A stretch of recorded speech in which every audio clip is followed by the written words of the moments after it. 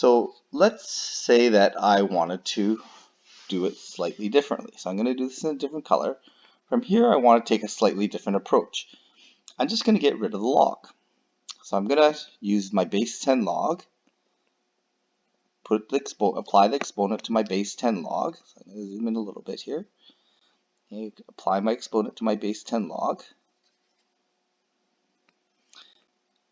Okay, and it's going to equal my argument of 2y to the power 5.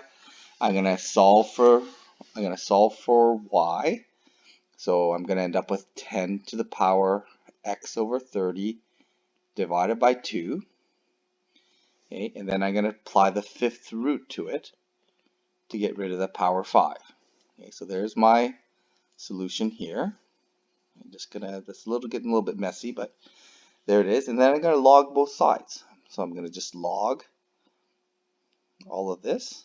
So this is going to be the fifth root.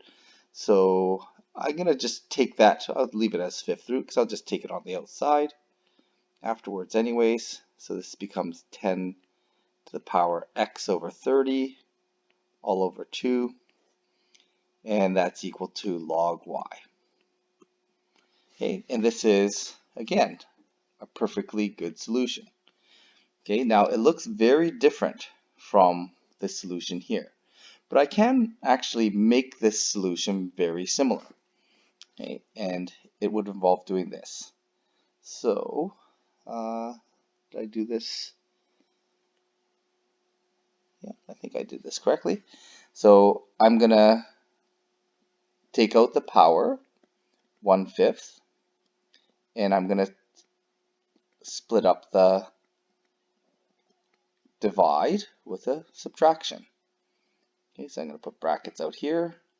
This is going to be log 2. Okay, and notice that I have a minus log 2 here.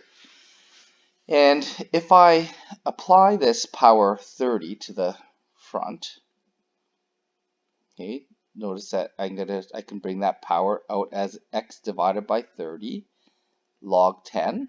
Well, log 10 is actually just 1, so that's going to disappear. Minus log 2.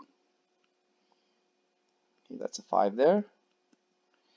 Okay, and applying my, algebra here, this is basically going to be x over 150 minus log of, well, I'm going to get a common denominator.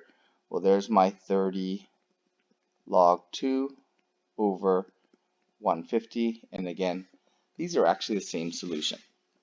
Okay, they look very different. Okay, these look very different from each other, but they're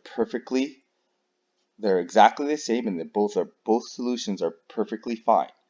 Okay, these are both perfectly valid solutions, and regardless of whether you solved it as an exponential form or log form, it doesn't matter. You might get different looking solutions, but they're all okay. As long as I've applied the log laws properly, I'm going to be okay. Okay, so moving on to this one here. Okay, this is logs with plus, minus, and divide. Big problem. Okay, these things are not compatible. Usually we see divide logs, let's change the base, but we have this minus 3 on the outside here. Okay, and I'm just going to assume that these are not inside the logs. Okay, these plus and minus pieces are not inside the logs, so it's a big issue because they're not really compatible with what I want to do with logs. Okay, so I'm just going to, one thing I noticed though is that they're all log b. So I'm going to treat this like a variable x. I'm just going to cross multiply. So I'm just going to treat it as x, okay, although it's not really x.